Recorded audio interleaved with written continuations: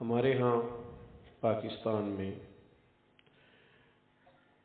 جو تعلیم سرکاری سطح پر بھی دی جاتی ہے اس میں بھی بہت ساری تفریق ہے، یکساں نصاب تعلیم نہیں ہے۔ جس شخص کے پاس 4 پیسے زیادہ ہوتے ہیں وہ اپنے بچے کو کسی مہنگے ادارے میں لے جاتا ہے۔ آپ حیران ہوں گے کہ تعلیمی شرح خواندگی بڑھ رہی ہے، لیکن اس کے ساتھ ساتھ نفسیاتی مسائل بڑھ رہے ہیں۔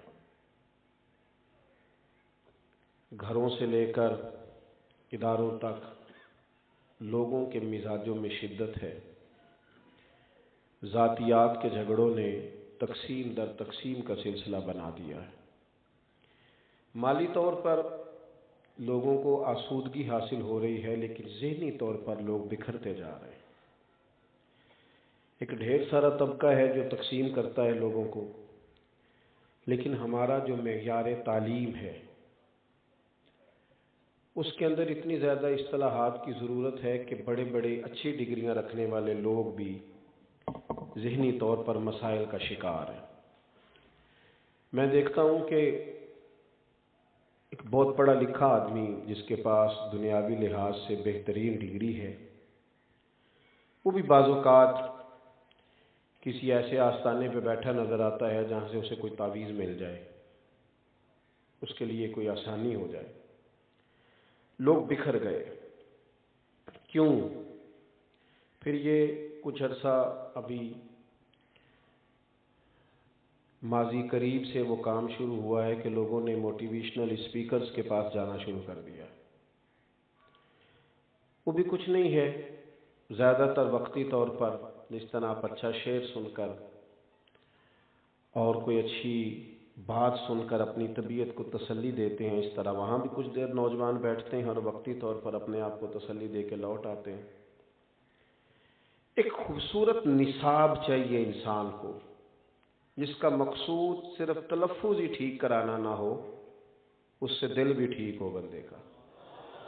انسان کو ایک ایسے نصاب کی ضرورت ہوتی ہے جس سے وہ صرف لفظ بولنا نہ سیکھے بلکہ اس کی روح بھی تسلی میں آئے، اس کا دل بھی ٹھنڈا ہو۔ ایسا نصاب ہو جس سے اسے صرف کاروبار زندگی چلانا نہ آئے، اسے روحانی طور پر مضبوط ہونا بھی آئے۔ وہ نصاب بڑا ضروری ہے، بڑا اہم ہے، اور وہ نصاب کیا ہے؟ وہ نصاب کتاب و سنت ہے، وہ قرآن و حدیث ہے۔ ہمیں اس طرح کیا گیا ہے کہ مذہبی لوگوں کو، مذہبی اداروں کو ماحول اس طرح کا بنا کے دیا گیا، مزاج اس طرح کا بنایا گیا کہ لوگ تیزی سے دینی اداروں سے دور ہوئے۔ پھر کوئی ایسا سٹیٹس نہیں دیا گیا بظاہر معاشرے میں۔ اللہ تعالیٰ نے علماء کو بڑی عزتوں سے نوازا۔ یہ دنیا کے وہ واحد لوگ ہیں جو ابھی کوئی ڈگری حاصل نہیں کرتے، پہلے دن گھر سے نکلتے ہیں، پہلے دن ابھی الف با تا سا پہلی تختی بھی نہیں پڑی، پہلے دن نکلتے ہیں تو رب کے فرشتے پیروں کے نیچے پر بچھا دیتے ہیں۔ لیکن اگر ان کو اعزاز دیا جائے تو یہ جو تعلیم ہے نا کتاب و سنت کی، یہ انسان سے بات کرتی ہے، یہ ہمارے ساتھ گفتگو کرتی ہے۔ کتاب و سنت کو اگر اس لیے پڑھا جائے نا کہ ہم نے اپنی تربیت کرنی ہے، ہم نے اس سے اپنے لیے چیزیں اخذ کرنی ہے، اگر اس لیے پڑھا جائے، بس جی اپنا اٹھیے گا پیسے دینے کے لیے، اتنے بڑے نے، میں تو فجر سے پہلے اٹھ گیا تھا آج 5 بجے، بس کچھ باتیں کہنی نہیں چاہیے، کہنے سے وہ چیزیں محدود ہو جاتی ہیں۔ سنا تھا کہ آستانہ یار دور ہے، پر ہم نے بھی ٹھان لی تھی کہ جانا ضرور ہے، ضرور کر کے جانا ہے۔ کہنا نہیں چاہتا تھا، لیکن آپ مہربانی کریں، پیسوں کے لیے تھوڑے آئے ہیں، اللہ آپ کو جزائے خیر دے، کسی محبت کو نبھانے کے لیے آئے ہیں۔ اللہ تعالیٰ کچھ لوگوں کو ہمیشہ اپنی رحمت کے گہرے سایوں میں رکھے، اور اللہ تبارک و تعالیٰ اسے مسلک کی عقیدے کی خدمات ہمیشہ لیتا رہے۔ آپ حضرات میری بات پر توجہ فرمائیں۔ دوستو، اگر تھوڑا سا غور کیا جائے تو جو کتاب و سنت ہے، پہلی بات تو یہ ہے کہ ایسا نصاب ہے جو انمول ہے، جس کا کوئی جواب، انمول نصاب۔ دنیا میں جتنے لوگ بھی لوگوں کی تربیت کرتے ہیں، مصلح بنتے ہیں، کوئی خدمات سر انجام دیتے ہیں، وہ جب سوسائٹی دیکھ کر دانشور ہونے کا دعویٰ کر کے لوگوں کو سمجھاتے ہیں تو اکثر ناقص باتیں کرتے ہیں، کمزور باتیں کرتے ہیں۔ دنیا میں مضبوط ترین بات اور پکی بات اگر کرتے ہیں تو اللہ کے رسول کرتے ہیں۔ کیوں؟ اس لیے کہ ان کی جو تعلیمات ہوتی ہیں وہ وحی کے ساتھ ہوتی ہیں۔ تو ایک مضبوط بات جس کی ضرورت ہوتی ہے، قرآن مجید ایسی مضبوط چیز ہے کہ جس کا دنیا میں کوئی جواب نہیں۔ اور یہ چیلنج قرآن مجید نے قیامت تک کے لیے دیا لوگوں کو۔ ہم چونکہ تقریریں روز سنتے ہیں نا، اور جمعے والے دن مفت سنتے ہیں، کون سا موٹیویشنل اسپیکر ہے جو کہے گا کہ قریب سیٹ لینی ہے تو 10,000 کی، اور تھوڑا پیچھے ہے تو 8 کی، اس سے پیچھے ہے تو 5 کی۔ مولانا تو بیچارے صرف اتنا کہتے ہیں کہ تم کچھ نہ لے کے آنا، ذرا جلدی آ جانا بس، لیکن لوگ توجہ نہیں کرتے۔ اگر آپ غور کریں تو قرآن مجید کا جو چیلنج ہے اس کو اگر سمجھیں، قرآن مجید نے کہا، جب کفار مکہ نے کہا کہ آپ تو اپنے پاس سے آیات بنا بنا کے لاتے ہیں معاذ اللہ، تو اللہ تعالیٰ نے کہا چونکہ اہل عرب جو تھے انہیں اپنی زبان دانی پر بڑا ناز تھا، وہ تو دوسروں کو اجمی کہتے تھے، گونگا سمجھتے تھے ساری دنیا کو، شعر و سخن کے ساتھ جو ان کا ذوق تھا، ان سے کہا گیا کہ اگر تم سمجھتے ہو کہ قرآن مجید کسی انسان کا بنایا ہوا ہے تو چلو تم بھی کوئی ایک آیت بناؤ اس طرح کی۔ وَإِن كُنتُمْ فِي رَيْبٍ مِّمَّا نَزَّلْنَا عَلَىٰ عَبْدِنَا فَأْتُوا بِسُورَةٍ مِّن مِّثْلِهِ، اگر تمہیں اس میں کوئی شک ہے جو ہم نے اپنے بندہ خاص پہ نازل کیا ہے تو اس جیسی ایک صورت بنا کے لاؤ نا، اور ایک دو بندہ نہیں۔ وَادْعُوا شُهَدَاءَكُم مِّن دُونِ اللَّهِ إِن كُنتُمْ صَادِقِينَ، جتنے تمہارے حمایتی ہیں سب کو اکٹھا کر لو اگر تم سچے ہو تو، اللہ اور اللہ والوں کو چھوڑ کر سب اکٹھے ہو جاؤ اگر تم سچے ہو۔ پھر خود ہی کہہ دیا فَإِن لَّمْ تَفْعَلُوا، اگر تم ایسا نہ کر سکے، وَلَن تَفْعَلُوا، اور تم کر سکتے بھی نہیں، فَاتَّقُوا النَّارَ الَّتِي وَقُودُهَا النَّاسُ وَالْحِجَارَةُ، پھر اس آگ سے ڈرو جس کا ایندھن آدمی اور پتھر ہے۔ عزیز دوستو، قرآن مجید کا مقابلہ کوئی کر سکا؟ اگر کفار مکہ کے پاس قرآن مجید کے چیلنج کا جواب ہوتا تو وہ اس طرح کی کوئی آیت لے کے آتے، کوئی صورت لے کے آتے؟ بدر میں تلواریں لے کے تو نہ آتے، تلواریں اٹھائیں تب تھی جب ان کے پاس دلیل کا جواب نہیں تھا۔ قرآن مجید فرقان حمید اللہ تعالیٰ کی وہ لاریب کتاب ہے کہ قرآن مجید کے ساتھ جب انسان کا تعلق ہو جاتا ہے، جب قرآن مجید کے ساتھ انسان کی وابستگی ہو جاتی ہے، جب اس کے ساتھ انسان پوری طرح جڑ جاتا ہے، تو پھر ایک خاص محبت انسان کو جو اس سے ہوتی ہے تو پھر تربیت ہونے لگتی ہے انسان کی۔ انسان کے دل پر لگے ہوئے جتنے میل کچیل ہوتے ہیں قرآن مجید کی برکت سے وہ سارے دھلنے شروع ہو جاتے ہیں۔ انسان اپنے آپ کو اللہ تعالیٰ کے قریب محسوس کرتا ہے۔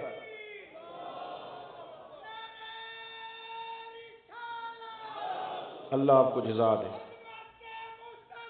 تشریف ہے، اللہ آپ کو خوش رکھے۔ نعروں والی تقریر آ رہی ہے نا جی ابھی بعد میں انشاءاللہ تعالی۔ میرے عزیز، ایک تو یہ کہ قرآن مجید ایک ایسی کتاب ہے جس کا کوئی جواب، لیکن شرط کیا ہے؟ شرط یہ ہے کہ تھوڑا سا نا اعزاز۔ دیکھیں یہ مدارس قائم ہوتے ہیں تو ہوتا یہ ہے کہ بجائے اس کے کہ ہماری حکومتیں ان کو سپورٹ کریں، مختلف قسم کی تنقید کی جاتی ہے، مختلف قسم کی آوازیں کسی جاتی ہیں، مختلف قسم کی باتیں کی جاتی ہیں۔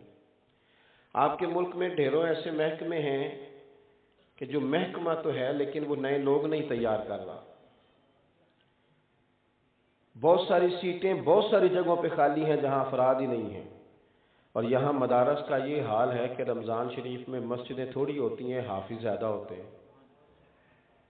کئی مسجد حافظوں کو جگہ نہیں ملتی قرآن مجید سنانے کے لیے۔ یہ ان مدارس کی خدمات ہے۔ جب تھوڑی سی قدر کی جائے گی نا، تھوڑی توجہ دی جائے گی، تھوڑا سا ہم واپس لوٹ کے آئیں گے۔ حضرت مولانا فخر جہاں دہلوی رحمۃ اللہ علیہ، حضرت مولانا یہ معاشری والوں کے پیر ہیں۔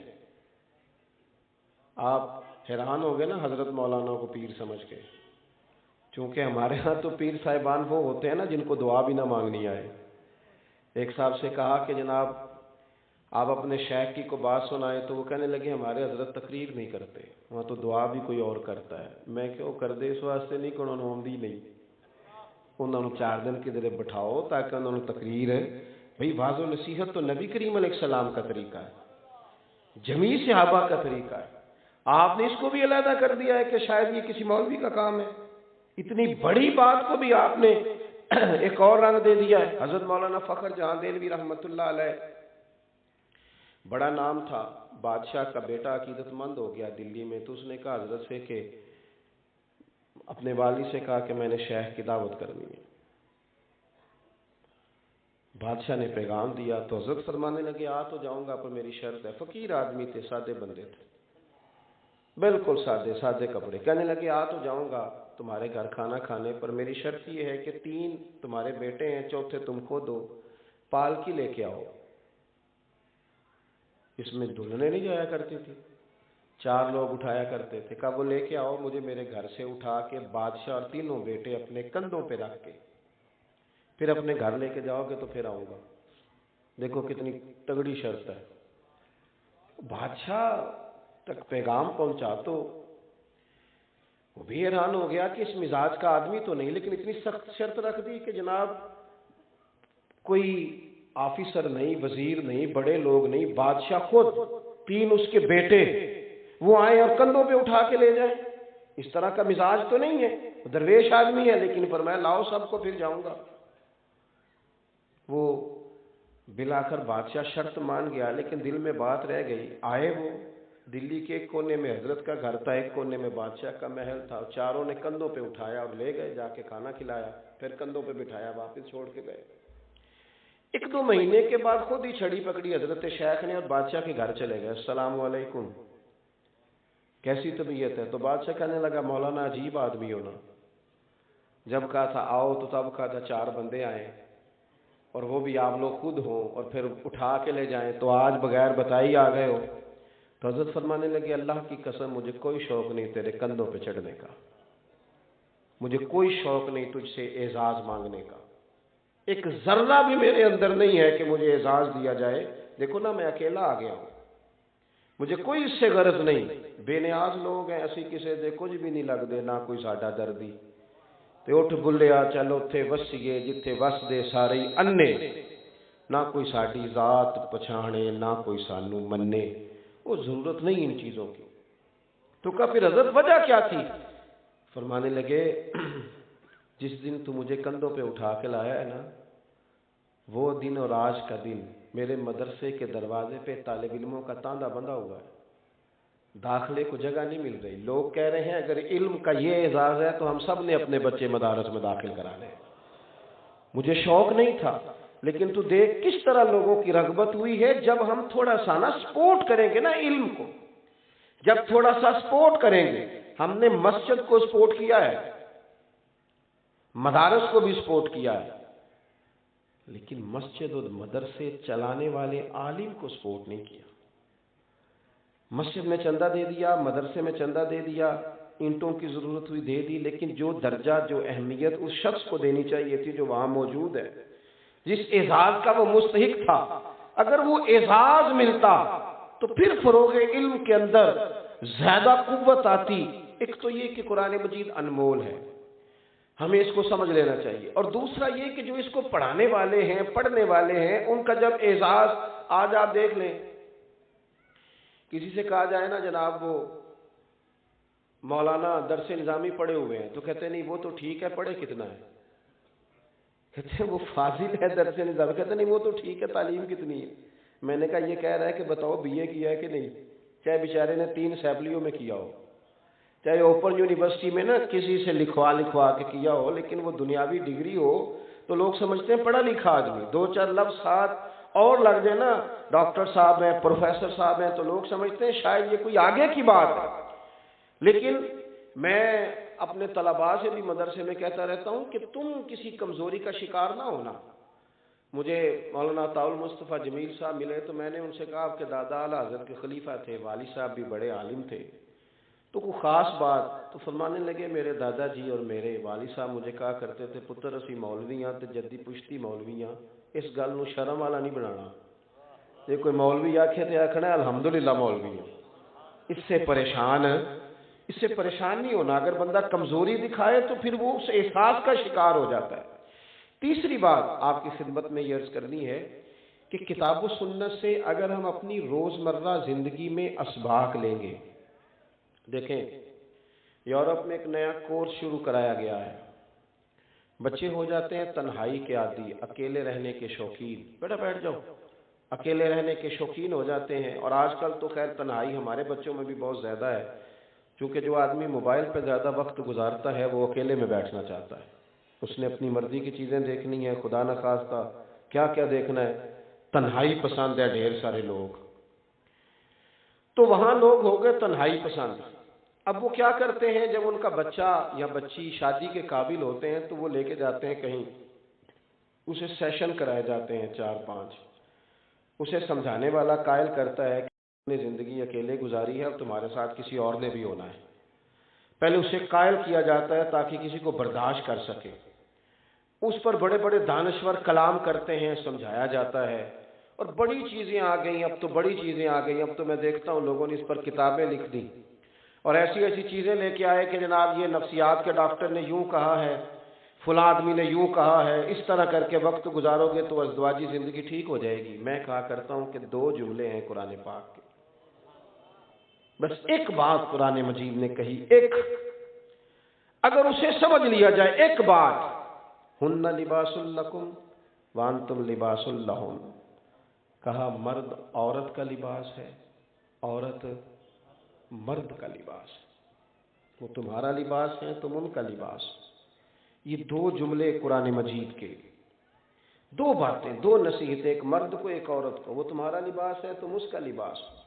جتنی مرضی بھی تلخی ہے ازدواجی زندگی میں, جتنی بھی, آپ کبھی اس لفظ کی خوبصورتی کو دیکھیں. دیکھو انسان کتنا بھی خوبصورت ہونا, اگر اس نے لباس نہ پہنا ہو تو وہ خوبصورت نہیں لگتا. اگر اس نے لباس نہ پہنا ہو تو اچھا نہیں لگتا. لیکن وہ جب لباس پہن لیتا ہے, یہ جو لوگ امامے کے ٹوپی کے عادی ہو جاتے ہیں نا, انہیں آپ بغیر ٹوپی اور امامے کے دیکھیں تو اچھے لگتے ہی نہیں. لباس خوبصورتی ہے. قرآن مجید نے کہا کہ مرد کی خوبصورتی ہے اس کی عورت کے ساتھ, عورت سجتی ہے اپنے خامد کے ساتھ. دوسری بات, لباس انسان کو گرمی اور سردی سے بچاتا ہے. شدید گرمی میں بھی ضرورت ہوتی ہے کہ کچھ لباس ہو تاکہ شدت نہ ہو, سورج کی تپش نہ لگے. میرے عزیزو, مرد عورت کو, عورت مرد کو ایک دوسرے کے لیے سائبان بنتے ہیں, مشکلات سے نکلنے کا ذریعہ بنتے ہیں. تیسری بات دیکھو, اتنی گہری بات کہیں اور نہیں مل سکتی. تیسری بات ارشاد فرمائی مفسرین کرام نے, فرمانے لگے کہ لباس جو ہوتا ہے نا وہ جسم کے عیب چھپا دیتا ہے. عیب چھپ جاتے ہیں, جتنے مرضی گہرے وجود پر نشانات ہوں وہ چھپ جاتے ہیں لباس کی وجہ سے. کہنے لگے عورت مرد کے عیب چھپا دیتی ہے, مرد عورت کے عیب چھپا دیتا ہے. شکوے نہیں کرتے. نبی پاک صلی اللہ تعالی علیہ وسلم نے فرمایا اپنی بیوی سے بغض نہ رکھنا. اگر اس کی ایک بات تمہیں ناپسند ہو تو اس پر غور کر لینا جو تمہیں پسند ہے, گھر بچ جائیں گے. آپ دیکھو کتنی تیزی سے طلاقیں ہو رہی ہیں, لیکن قرآن مجید نے کہا تم لباس ہو ایک دوسرے کا, تم لباس ہو.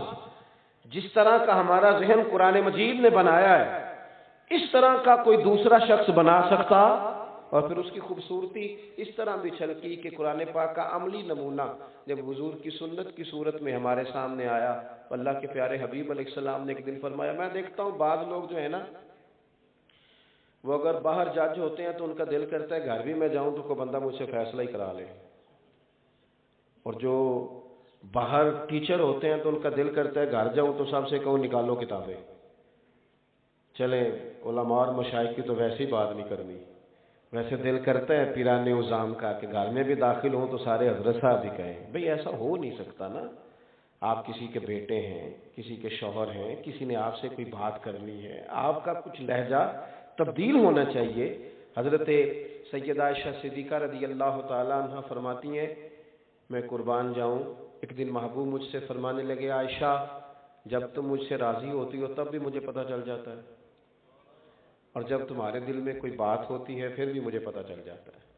تو میں نے جلدی سے عرض کی یا رسول اللہ میرے ماں باپ قربان، میں اور آپ کے بارے میں؟ تو محبوب فرمانے لگے کبھی کبھی قسم اٹھاتی ہو؟ میں نے کہا یا رسول اللہ صلی اللہ تعالی علیہ وسلم اٹھاتی ہوں۔ تو حضور فرمانے لگے جب ہوتی ہو نا راضی تو پھر کہتی ہو مجھے محمد مصطفیٰ کے رب کی قسم، اور جب تمہارے دل میں کوئی بات ہوتی ہے تو پھر کہتی ہو مجھے حضرت ابراہیم علیہ السلام کے رب کی قسم۔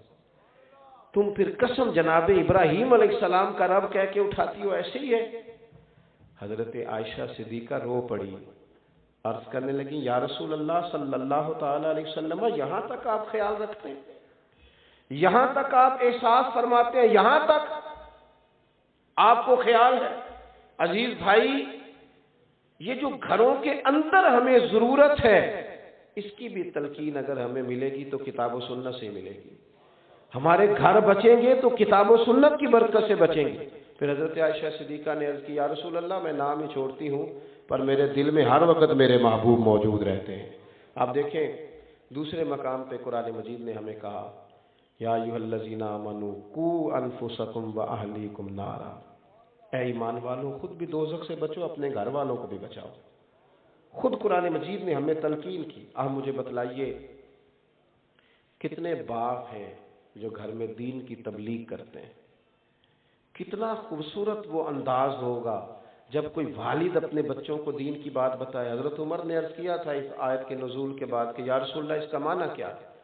تو محبوب کریم علیہ السلام نے فرمایا جن چیزوں کا اللہ رسول تمہیں حکم دیتے ہیں تم اپنے بچوں کو ان چیزوں کا حکم دو، اور جن چیزوں سے اللہ رسول تمہیں منع کرتے ہیں تم اپنے گھر والوں کو منع کرو۔ قرآن مجید کی تعلیمات جیسے ہی ہمارے گھر کے اندر آئیں گی، جیسے ہی ایک دوست ایک دفعہ کہنے لگے جناب رشتوں کی گہرائی کے تعلق سے قرآن مجید نے جو اسباق دیے ہیں، کچھ نہ تھوڑی تھوڑی دوری ہوتی ہے بعض اوقات گھر میں بسنے والوں کی، ویسے بھی جو چیز زیادہ قریب ہوتی ہے اس کی قدر تھوڑی کم ہو جاتی ہے۔ ہمارے رشتہ دار زیادہ خراب اس لیے ہوتے ہیں کہ ان کا ہمیں سارا پتہ ہوتا ہے نا، اور دوسروں کے اس لیے اچھے ہوتے ہیں کہ ان کی ہمیں پوری معلومات نہیں ہوتی۔ جس بندے کی زیادہ معلومات ہو جاتی ہے اس کی کمزوریاں بھی سامنے آ جاتی ہیں۔ رشتوں کی گہرائی، بالخصوص باپ اور بیٹے کے رشتے کی گہرائی، ماں اور اولاد کے رشتے کی گہرائی، یہ اگر قرآن مجید کے دو مقامات دیکھ لیے جائیں نا، دو مقامات، آپ کی توجہ ہے میری بات پر؟ دو مقامات دیکھ لیں۔ چلیں قصیدے زیادہ اماں کے لیے لکھے گئے اور بات بھی درست ہے، اماں بڑا پیار کرتی ہے، لیکن میں بڑی ذمہ داری سے کہتا ہوں باپ بھی اپنے بچوں سے بڑا ہی پیار کرتا ہے۔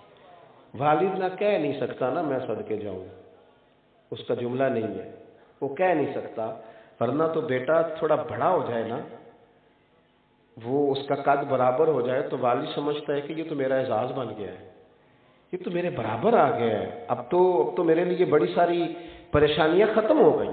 والد جس طرح راضی ہوتا ہے، جس طرح سے وہ پیار کرتا ہے، جس طرح سے اس کی طبیعت اپنی اولاد کے ساتھ لگتی ہے۔ دو مقام قرآن مجید کے دیکھے جائیں، دو مقامات، کسی گہرے شعر کی ضرورت نہیں، کسی لمبی چوڑی بات کی ضرورت نہیں، آپ کو کوئی دور جا کر کوئی ایسی بات میٹھی لانے کی ضرورت نہیں، صرف ان دو باتوں کو ذہن میں لائیں۔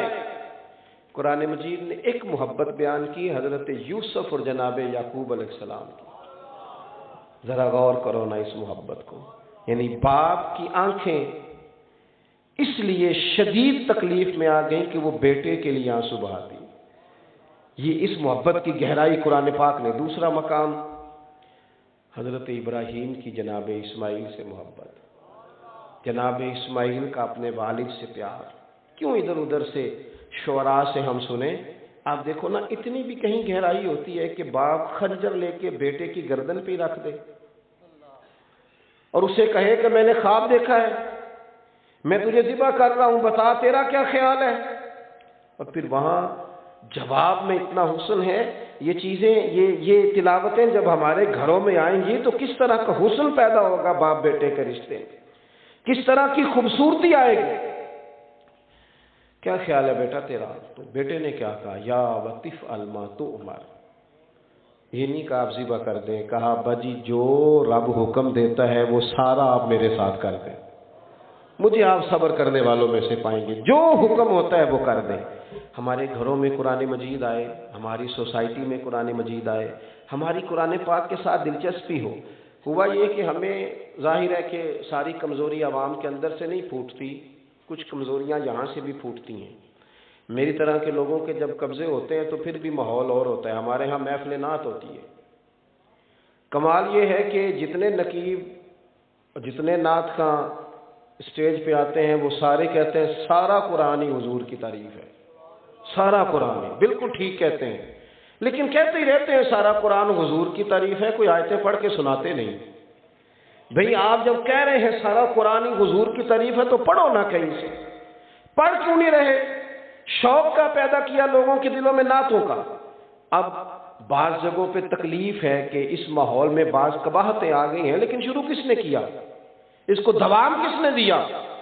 اللہ کرے کہ مجمع سے جب یہ پرچیاں نکلتی ہیں کہ جناب فلاں نعت سنائی جائے، فلاں نعت سنائی جائے، اللہ کرے نا کہ پرچیاں مجمع سے آیا کریں کہ ہمیں سورہ رحمان سنائی جائے، پرچی آئے نا کہ ہمیں تلاوت کر کے سنائی جائے سورہ یاسین کی، ہمیں قرآن مجید کا فلاں مقام سنایا جائے۔ یہ کب ہوگا؟ جب یہ شوق پیدا کیا جائے، جب یہ طبیعت لگائی جائے گی۔ ضروری نہیں سارے لوگ ہی بڑا عمدہ قرآن مجید پڑھے۔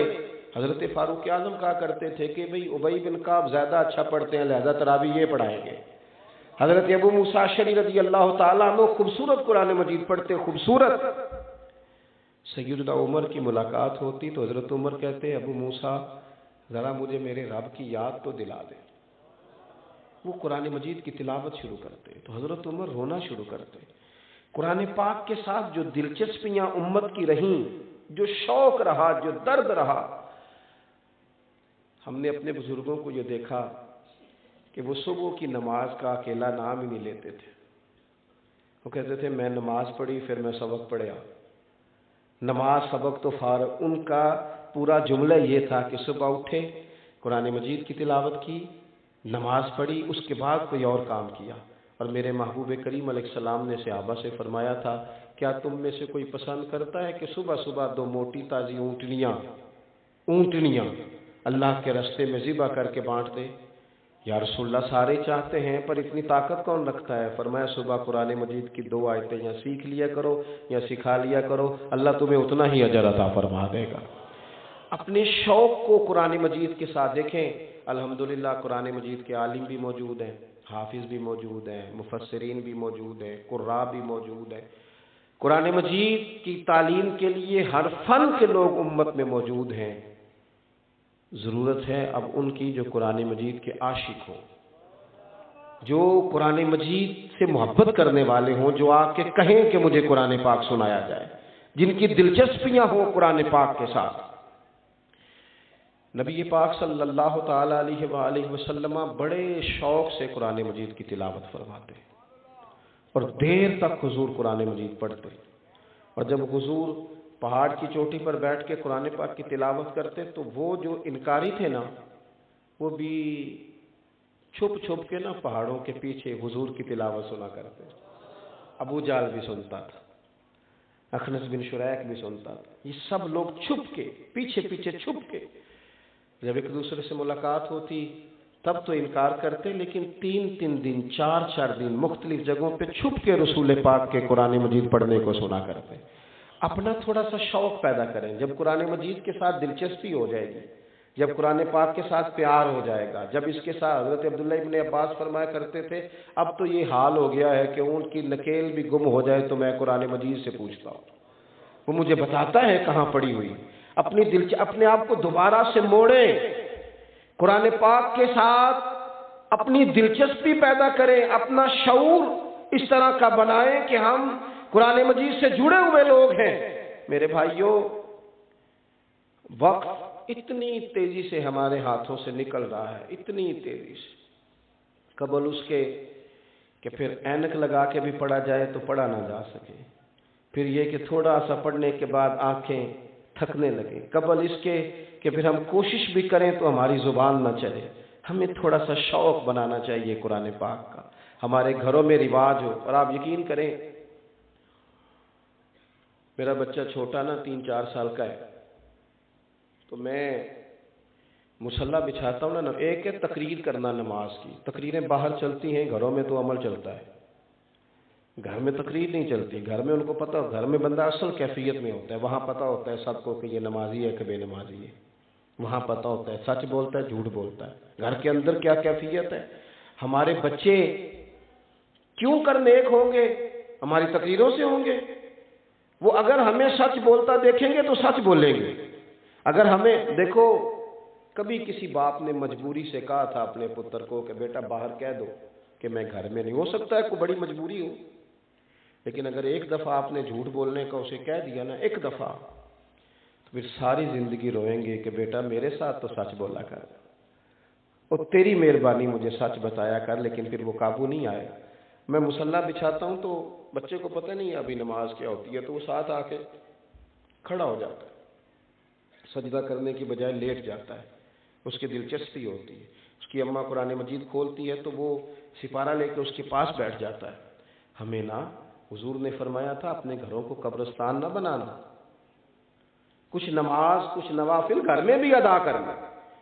ہم اگر یہ شور تو بڑا ہے کہ بچے موبائل دیکھتے ہیں، بچے موبائل دیکھتے ہیں، مجھے کہہ لینے دو بڑے بھی بڑا ہی دیکھتے ہیں، بڑا ہی دیکھتے ہیں۔ اگر بیٹے کی گردن جھکی ہوئی ہے موبائل پہ تو والد صاحب کی بھی جھکی ہوئی ہے، وہ بھی کہہ رہے ہیں ذرا مجھے کھول کے دینا فلاں نے کیا بھیجا تھا۔ خدا را کچھ سمجھے چیزوں کو۔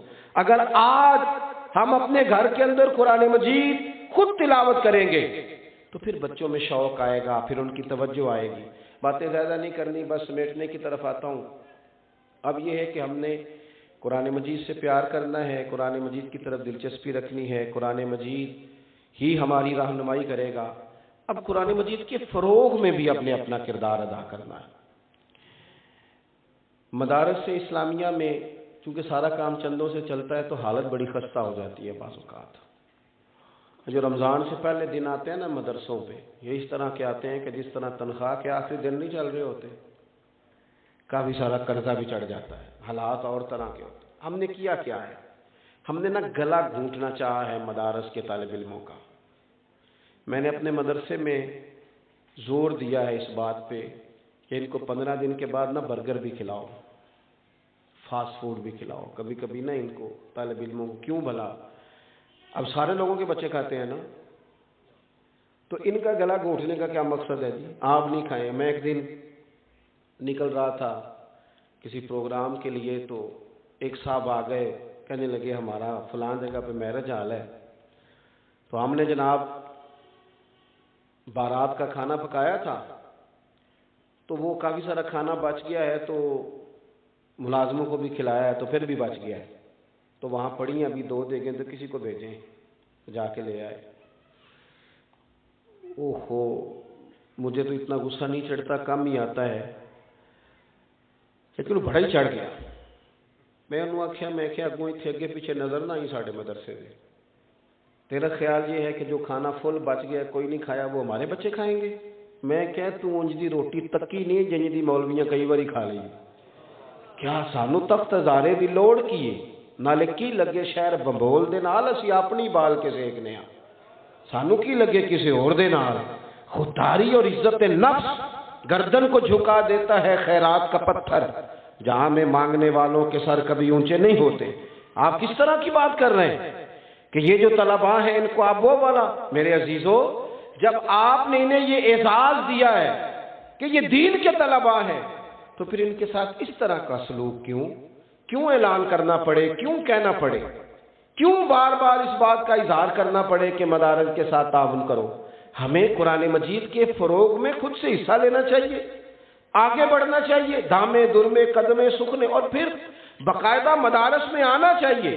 میں کہا کرتا ہوں کہ جو بڑے لوگ ہیں نا ان کو بھی مدارس میں آنا چاہیے، آ کر بیٹھنا چاہیے، اساتذہ کے پاس بیٹھنا چاہیے۔ یہ علماء کی صحبت، اس کا اجر جو قیامت کے دن ہوگا وہ دیکھنے والا ہوگا۔ اور اعلیٰ حضرت رحمۃ اللہ علیہ سے جب کسی نے پوچھا کہ عالم کس طرح سے علم حاصل کرتا ہے کوئی طالب علم، تو اعلیٰ حضرت فرمانے لگے کہ کتب بینی سے بھی علم آتا ہے، پر سب سے زیادہ صحبت علماء سے آتا ہے، صحبت علماء سے۔ آپ ان کی باتیں سنتے رہیں، ان کے پاس بیٹھے رہیں تو اس سے بہت سارے بہترین نتائج برآمد ہوتے ہیں۔ تو اپنی زندگی کے اندر تھوڑی سی اس بات پر توجہ دیں کہ کچھ نہ کچھ ہم آگے بڑھیں اور کچھ کام کریں۔ ایک تو جو ذہین بچہ ہو، قابل بچہ ہو، لائق فائق بچہ، اس کو لائے مدرسے میں داخل کرائیں، اور پھر یہ کہ اس کی پوری سرپرستی کریں، اس کی رپورٹ دیکھیں، اس کا آنا جانا دیکھیں، اس کی سوچ کو دیکھیں، اس کے اساتذہ کے ساتھ باقاعدہ گفتگو میں رہیں، مدارس اسلامیہ کی مضبوطی میں کردار ادا کریں۔ بات ختم کرتا ہوں۔ محمود غزنوی کہتے ہیں میں رات کو گشت پہ تھا، سفر کر رہا تھا۔ بہت سارے لوگ ایسے ہوتے ہیں جن کے حاشیہ خیال میں کچھ سوال چبھنے لگتے ہیں، اور سوال کوئی ایسا ہونا تو وہ پوچھ لینا چاہیے، تسلی کرنی چاہیے اپنی۔ کچھ لوگ ایسے ہوتے ہیں جو سوالات کے جوابات تلاش نہیں کرتے، تو پھر آہستہ آہستہ وہ اتنے ڈبل مائنڈڈ ہونے لگ جاتے ہیں کہ کوئی کسی چیز پر بھی ان کو تسلی نہیں رہتی۔ محمود غزنوی کہتے ہیں 3 سوال بڑے پریشان کرتے تھے۔ ایک تو ذہن میں یہ خیال آتا تھا کہ میں واقعی صدق الدین کا بیٹا ہوں، اور دوسرا خیال یہ آتا تھا کہ معاذ اللہ ثم معاذ اللہ نقل کفر نہ باشد، قیامت واقعی قائم ہوگی۔ اور تیسرا میں دیکھتا تھا کہ یار یہ مولوی ان کو روٹی کوئی کھلاتا ہے اور رہنے کو جگہ کوئی دیتا ہے، اور اتنی بڑی بات، اتنی بڑی حدیث سناتے ہیں کہ علماء انبیاء کے وارث ہیں، یہ وارث ہیں انبیاء کے۔ ظاہری حالات کے مطابق کہتے ہیں 3 باتیں بڑی کھٹکتی تھی طبیعت میں، پریشان کرتی۔ ایک دن میں گشت پہ تھا، رات کا ٹائم تھا، ایک طالب علم کو میں نے دیکھا وہ کہیں بیٹھ کر سبق یاد کر رہا ہے۔ ایک ہندو بنیے کی دکان تھی کھتری کی، اس کے اندر لالٹین جل رہی تھی، ایک اینٹ نکلی ہوئی تھی، چھوٹا سا روشن دان تھا، تو وہاں سے روشنی چھن چھن کے آتی۔ طالب علم کے پاس کتاب تھی، وہ سامنے کرتا روشنی کی عبارت دیکھتا، پھر وہ جا کے یاد کرتا۔ کہتے میں دور سے اسے دیکھتا آ رہا تھا، پھر میں رک گیا۔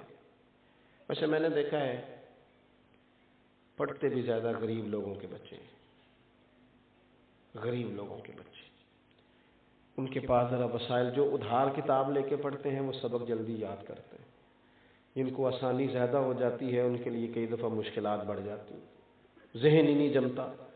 محمود کہتے ہیں وہ عبارت دیکھتا پھر یاد کرتا، مجھے اس کا شوق علم بھا گیا، میں قریب گیا، میں نے جا کے کہا کہ بیٹا تم لالٹین خرید کیوں نہیں لیتے؟ تو کہتے اس نے چمکتی آنکھوں سے میری طرف دیکھا، کہنے لگا میں اتنی وسعت نہیں رکھتا، گنجائش نہیں ہے۔ اور پھر وہ تیزی سے قدم بڑھا کے آگے جانے لگا، تو میں نے بازو تھام کے کہا بیٹا اگر تم اجازت دو تو ایک لالٹین کا بندوبست میں کرتا ہوں، ان 2 لوگوں کی ذمہ لگاتا ہوں، جب تیل ختم ہوگا تمہیں تیل پہنچائیں گے۔ کہتے اس نے حامی بھی بھری اور بہت زیادہ نہیں، ہلکے لفظوں میں جزاک اللہ کہا۔ طالب علم رخصت ہو گیا۔ محمود کہتے ہیں پہلے بھی میں سویا کرتا تھا، پر جتنی اچھی نیند آ جائی نا، عشاء پڑھ کے میں جیسے ہی لیٹا، اتنی خوبصورت نیند، اتنا دل کو سکون۔ ایک نیکی ہوتی ہے اشتہار چھپوانے کے لیے، نام لکھوانے کے لیے، ایک ہوتی ہے اللہ کو راضی کرنے کے لیے۔ یہ جو نیکی دل کو سکون دیتی ہے وہی ہوتی ہے جو نیکی فقط اللہ کی رضا کے لیے کی جائے۔ کہتے ہیں میں لیٹ گیا، مجھے کیا خبر تھی کہ میرے آج نصیب کھل جائیں گے۔ چر ہویا مینوں ترلے لیندیاں، کدی موڑ میرے ول واگاں، خواب میری وچ ایک وار جے آویں میں ساری عمر نہ جاگاں۔ کہتے ہیں میں نے عجیب منظر دیکھا کہ پورا میرا کمرہ روشن، خوشبوئیں پھیلنے لگیں، نظر اٹھی تو سامنے بدوحا کا چہرہ موجود ہے۔ کہتے ہیں محبوب کریم علیہ السلام نے نا، سنیں جی اللہ جزا دے، ذرا سنیے، فرماتے ہیں کہ نبی کریم علیہ السلام نے نا زیادہ حضور افصح العرب، تھوڑے جملوں میں بڑی بڑی باتیں فرما دیتے ہیں۔ کہتے ہیں محبوب نے ایک جملہ کہا اور میرے 3 سوالوں کے جواب دیے۔ محبوب فرمانے لگے او سبکتگین کے بیٹے، آج تو نے میرے ایک وارث کی خدمت کی ہے، میں قیامت میں تیری سفارش کروں گا۔ کہتے ہیں میرے 3 مسئلے حل ہو گئے، بیٹا کس کا ہوں، قیامت بھی آئے گی، علماء انبیاء کے وارث ہیں۔ اپنے انداز میں تھوڑی سی، ایسا نہیں ہے کہ مدارس میں کمزوریاں نہیں، کوتاہیاں نہیں، ایسا بالکل نہیں ہے۔ جہاں انسان ہوتے ہیں وہاں بشری تقاضے بھی ساتھ موجود ہوتے ہیں، لیکن اتنی نہیں ہیں جتنی پراپوگیٹ کی جاتی ہیں۔ جتنا بتلایا دکھایا جاتا ہے ہمیں تھوڑا سا وابستہ ہونا چاہیے مدارس سے۔ اور میں آپ سے عرض کروں، تھوڑا سا ٹائم گزرے گا، تھوڑا سا، آپ دیکھیں گے ابھی بھی سب سے زیادہ ایم فل مدارس کے بچے کر رہے ہیں، سب سے زیادہ پی ایچ ڈی کی طرف مدارس کے بچے جا رہے ہیں، سب سے زیادہ۔ اور تھوڑا سا ٹائم گزرنے دیں، آپ دیکھیں گے کہ یہی چراغ جلیں گے تو روشنی ہوگی، یہاں سے نکلنے والے پھول پوری دنیا میں خوشبو پھیلائیں گے۔ اس لیے بھی زیادہ آج خوشی کا باعث ہے کہ یہ مرکز ہے جہاں ہم بیٹھے ہیں، جہاں دین پڑھا اور پڑھایا جاتا ہے۔ اپنی محبتوں کا رخ بھی ادھر کیجیے گا، توجہ بھی رکھیے گا، اور سب سے زیادہ ضروری یہ ہے کہ خود آگے بڑھ کے شامل ہو کے شاگردی اختیار کر کے صحبت اختیار کر کے فیض یاب ہوئیے گا۔ اللہ تعالیٰ میری اور آپ کی حاضری کو قبول فرمائے۔ آخر دعوانا الحمدللہ۔